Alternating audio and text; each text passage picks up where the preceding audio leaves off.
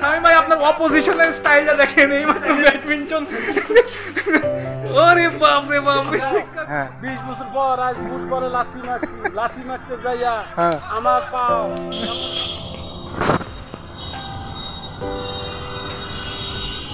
Cake কেমন হবে ভাই? ভালো। আপনার কাছে কি মনে হয়? বেস্ট। কেকটা বেস্ট কেমন? কেকটা বেস্ট হবে। আমরা যাচ্ছি কোথায়? Base camp. বেস্ট কেমন? ওকে, গাড়ি চলে এসেছে গোলাম ভাই, আসেন আসেন। হ্যালো বন্ধুরা, আমি মিনহাজ আজাদ রাজধানীর গুলশান এলাকা থেকে সবাইকে লাইভ প্লেস জার্নি ইউটিউব চ্যানেলের পক্ষ থেকে সুস্বাগতম জানাচ্ছি। আপনারা দেখতেই পাচ্ছেন বন্ধুরা, আমরা যাচ্ছিলাম একটি আমাদের অফিস পিকনিকে, অফিস ট্যুরে। আসলে এই ভিডিওটি অনেক আগের করা, যেহেতু সময় স্বল্পতার কারণে করে হওয়া ওঠেনি, ভিডিওটি আপলোড দেওয়া হয়ে ওঠেনি, সেহেতু এটা এখন দিচ্ছি।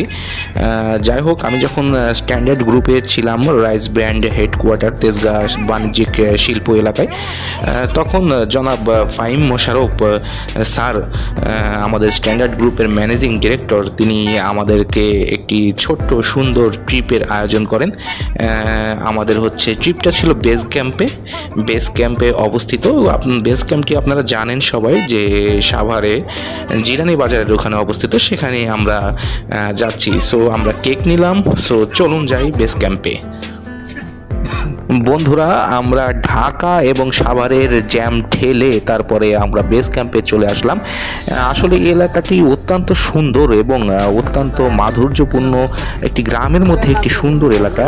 সেই দেখি আমরা, ওনারা সবাই আগে চলে এসেছে, আমাদের ফুল টিম এসেই ওরা ফুটবল খেলায় লিপ্ত হয়ে পড়েছে। সো আমরা দেরি করলাম না, আমরাও ঠিক গাড়ি থেকে নেমে কেক না নামিয়েই আমরা চলে গেলাম ফুটবল খেলতে। এবং ফুটবল পরবর্তীতে আমাদের একজন স্ট্রাইকারের অবস্থা কি হয় দেখুন।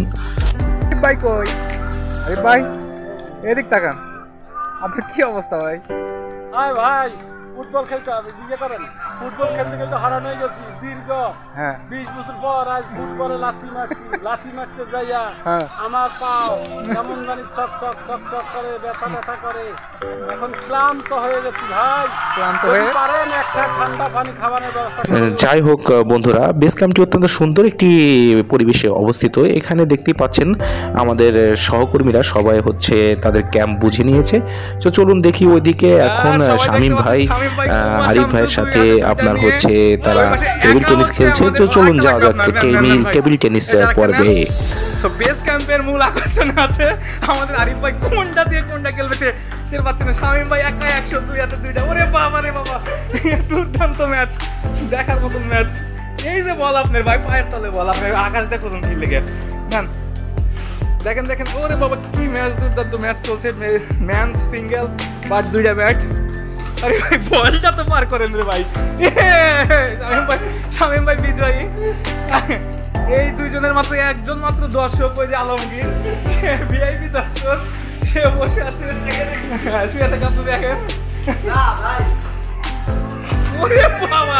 এই যে শামীম ভাই আপনার অপোজিশনের স্টাইলটা দেখেন, এই মাত্র ব্যাডমিন্টন। ওরে বাপ রে বাপ, শিক্ষা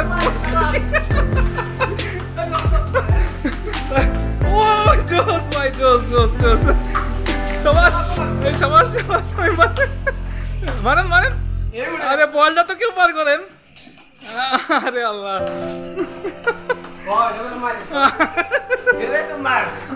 বন্ধুরা টেবিল টেনিস আপনারা উপভোগ করলেন। এখন আমরা চলে যাব ওপাশে আমাদের ম্যাডাম এবং আমাদের সকল জেলার সহকর্মী বৃন্দরা, তারা মাথা ঘোরা খেলায় অংশগ্রহণ করেছে। এই মাথা ঘোরা খেলাটি অত্যন্ত ঝুঁকিপূর্ণ। দয়া করে কারো যদি কোনো প্র্যাকটিস না থাকে তাহলে কেউ খেলবেন না, কারণ দেখতেই পাচ্ছেন না আপনারা, দৌড় দিয়ে এসে তারপরে এখানে লাঠিটির সাথে এখানে ইনস্ট্রাক্টর আছেন, তিনি বুঝিয়ে বুঝিয়ে দিয়েছেন সুন্দর করে। প্রত্যেকটা পর্বের জন্যই ইনস্ট্রাক্টর আছেন। যাই হোক, এখানে লাঠিটি ধরে আপনাকে 10 বার ঘুরতে হবে, তারপরে আপনাকে সুস্থ দেহে এবং মস্তিষ্কে হেঁটে অথবা দৌড়ে আপনাকে আপনার দৌড়টি খতম করতে হবে। যাই হোক, দেখা যাচ্ছে এই ভাইটি খুবই সুন্দরভাবে চলে গেল এবং পরবর্তী ভাইটি দেখি কি করে, উনি একটু পাগলের মতন করছিলেন, যেহেতু পড়ে যাচ্ছিলেন, মাথা ঘোরা খেলা, ওনার মাথা ঘুরে গিয়েছিল। ঠিক এভাবেই খেলাটি সুন্দরভাবে সম্পন্ন হয়। যাই হোক, সকল খেলাধুলা পর্ব শেষে আমাদের পুরস্কার বিতরণী অনুষ্ঠানে আমাদের শ্রদ্ধেয় স্যার ম্যানেজিং ডিরেক্টর জনাব ফাহিম মোশাররফ স্যার বক্তব্য রাখছেন। সো চলুন শুনে নেওয়া যাক তার বক্তব্যের আংশিক কিছু অংশ। ভালো একটা থ্যাংক ইউ। সো ইনশাআল্লাহ আমরা আরো গ্রো করব। এখানে কয়টা শহর বলো? শহর কয়টা? 64 আমাদের 19টা শহর আমাদের কয়টা সিটি থেকে ইনশাআল্লাহ আছে।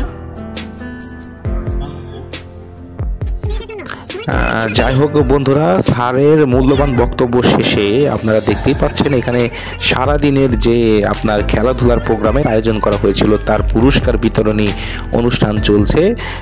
যেহেতু আমরা সবাই অংশগ্রহণ করেছিলাম, অনেকেই পারিনি, তারপরেও শ্রদ্ধেয় স্যার উনি আমাদের জন্য সবার জন্য সম্মানী হিসাবে, সান্ত্বনা পুরস্কার হিসাবে একটি ক্রেস্ট রেখেছিলেন।